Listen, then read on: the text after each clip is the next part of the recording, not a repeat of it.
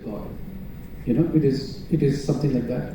There is something in it which I couldn't put my finger to it, and in that year I was working in LA with for another Indian film that I was working. I was doing some recording works in LA, and I was very apologetically telling my guys, my friends, I have done a small film. It's called Slumdog Millionaire. When it comes, please come and watch it.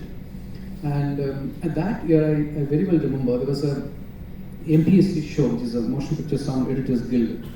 Every year they pick up the biggest sounding film. And in that year it was Batman Forever. So Richard King, who was the sound designer, and our favorite composer, I forgot his name. They all were there in Chinese theatre. We all had a presentation and all that, and I went and met him and all that. And I never knew 3 months down the line I'm going to be contesting him on an Oscar, So it was that crazy. We never imagined anything. We never planned anything. It just happened. It had a destiny of its own. It just happens. But I just wanted, on your question about co-productions, I just wanted to remind us of this year. This year, in my office, one of my guys, this is in London, comes in, we do short films. He says, there's this film on Netflix you better go watch. I said, well, what's that? He said, well, you like Indian, right? I said, yeah.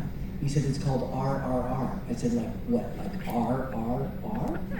And he said, yeah, it's like the letters RRR. And I said, but that can't be the title of the movie. That's just like AAA. Yeah, it's like just 3 random letters. He said, no, you have to watch it. So I watched it. It was fantastic. It was a total Indian film. It had one. The amount of co-production was there were 3-4 British people in the movie. That's it. And it was fabulous. And I think audiences, because of Netflix, possibly, are becoming more educated. So RRR was in theaters. It was hugely popular, but people watched it everywhere. And I think co-productions are not as necessary now. Guneet Guneet considers herself half American, probably. No, I'm fully Indian, and in fact, Elephant Whispers was a fully Indian production and the first Indian production to win an Oscar. Period End of Sentence was a co-production. That was a co-production because it was US and India.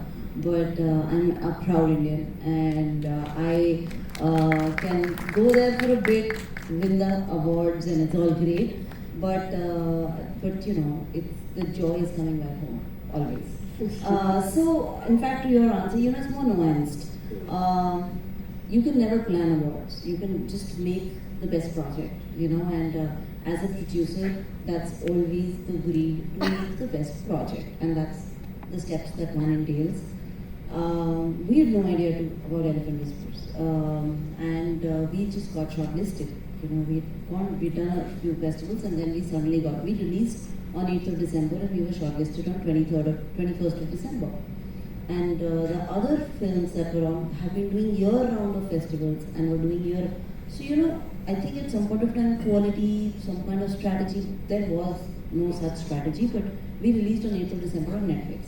I really, with the stage, with people here and hear it, if I really wanted to break this down and say there is one thing for shorts, there is one thing for features. And in features, RRR did a campaign for all the mainstream categories. Yeah. So in features, there are 2 ways of entering. You have to be nominated from the country for one award, which is the best foreign language film.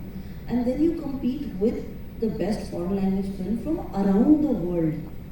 Now, for that to effectively happen, I think a lot of education needs to happen within our country on what to send and why to send.